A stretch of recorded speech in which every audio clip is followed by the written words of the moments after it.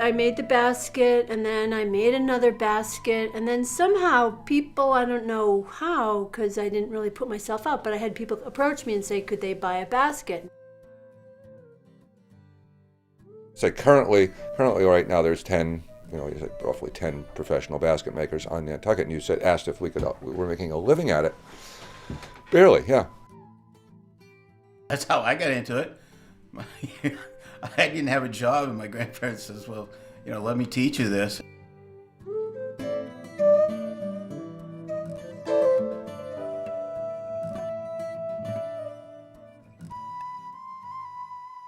First step to make a basket is to get a piece of wood that you want to make the bottom out of. You need to have this mold in order to make the basket. Otherwise than that, there's no way that you can hold the staves in place to weave it. So you got to put the bottom on, put the staves on, and then weave it. Baskets have always been simple and useful things. Over the last century and a half, Nantucket Lightship baskets have become an icon of a lost nautical past, island folk art, and somehow something more. Like most Nantucket stories, this one begins at sea. I always say it would be fun to be able to go back in time for a day, just to see what they had done and who made them and things like that. I mean, those are the things that go through your head and, as you're working on them. In the winter, it was the roughest, of course, and the ship rolled a lot because the mast was so tall and it was kind of round bottom, and it would get caught in between the swells and the tide and the wind, and so it would be broadside to the swells and it would roll a lot, and sometimes it would be so bad you couldn't stay in your bunk, so everybody would just get up and hang on. They are called lightship baskets because the crews of those floating beacons wove baskets to run down the restless hours between the wild weather and the dangerous shoals. It was a floating lighthouse, and it was very important, especially in those days when they didn't have good navigational aids. Mostly it was dead reckoning and celestial, and when they couldn't get a fix with a sextant, they really didn't know exactly where they were, so it must have been pretty comforting to be coming from Europe or somewhere else and find a point of reference. The names of the captains and crewmen who served on the Nantucket lightships between 1870 and 1890 are now synonymous with their baskets. As folk art, a lot of these men taught themselves how to make it. At some point, they began signing the bottoms of them, and I believe that once the names started going on, then the desire to make them better was there. I think the evolution happened when somebody went from the potato gathering basket to the lightship basket, and I think it had a lot to do with these guys wanting to waste their time, and a lot to do with them being gifts for somebody. And I am sure the money came into it very soon on. But I think the good ones were somebody saying, this is for Aunt Betty, whom I love with all my heart. So I can't say that's good enough. Plus, I have the time to put into it. The baskets that we're seeing today are absolutely works of art, and at the same time, they are connected to the old baskets. They look very similar, they're made in very similar ways, and it connects the old history with the future of Nantucket. And after you get your staves all in, an uneven number of staves, then you can start weaving it, whatever size cane you want. People use different size canes to do different baskets,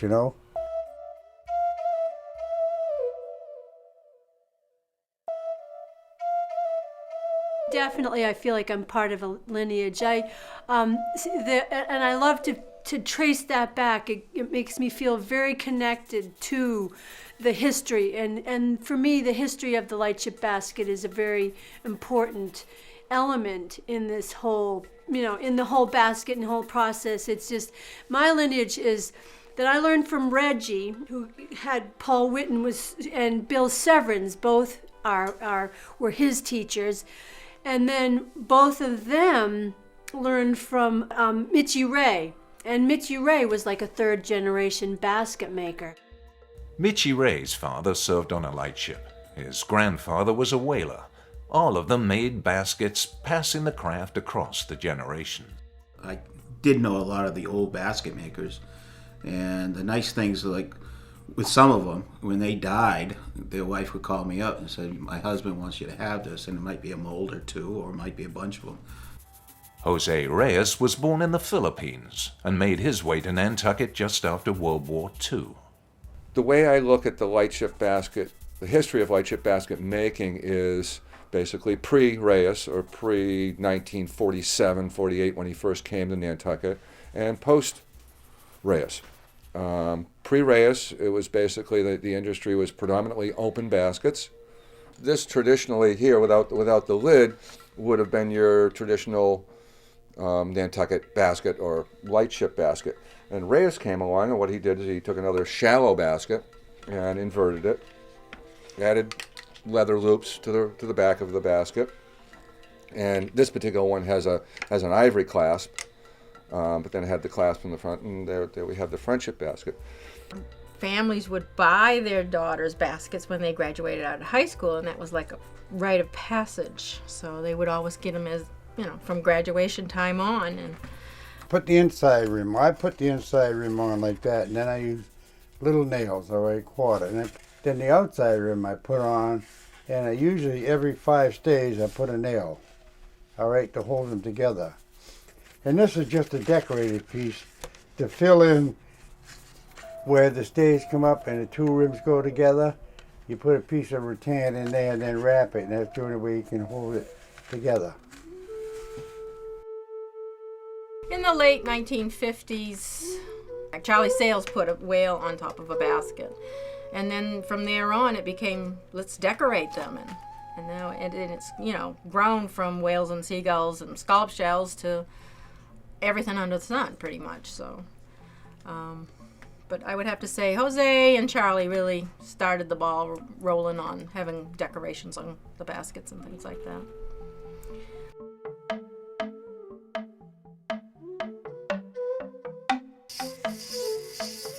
I take away what don't belong there, that's all, and leave the rest.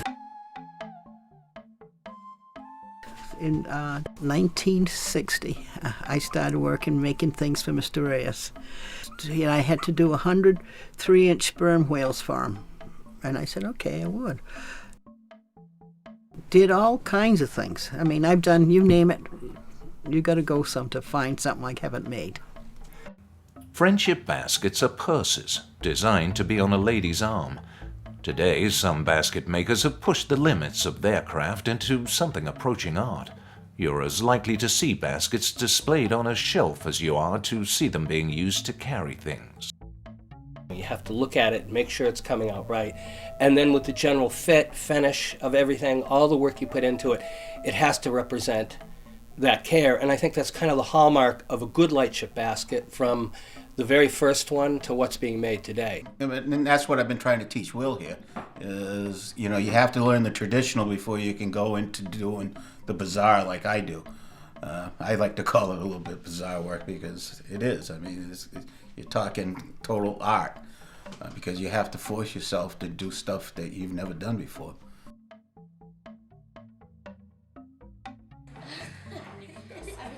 You mentioned history, history of the baskets and how much I think about the history. And what I think about now is that where the history is going to go from here.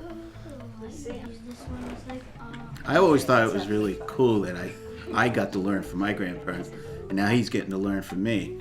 And it just really makes me feel special that he's even interested in the business. So someday I'm going to give it to him. It feels great to keep on going and carrying on that tradition and just enjoying every day and just making something new.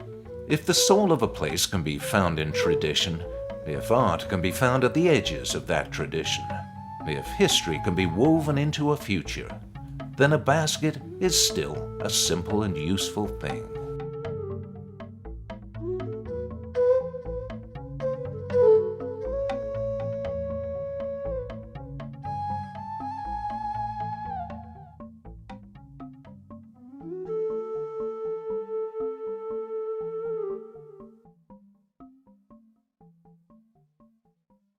The The Nantucket Lightship Basket Museum is dedicated to preserving Nantucket's rich history of basket making by providing a permanent home for an exhibit of historic and contemporary lightship baskets. The museum promotes the awareness and appreciation of these baskets and their makers by educating the public about the complexity of this art form and by encouraging and mentoring new generations of lightship basket makers.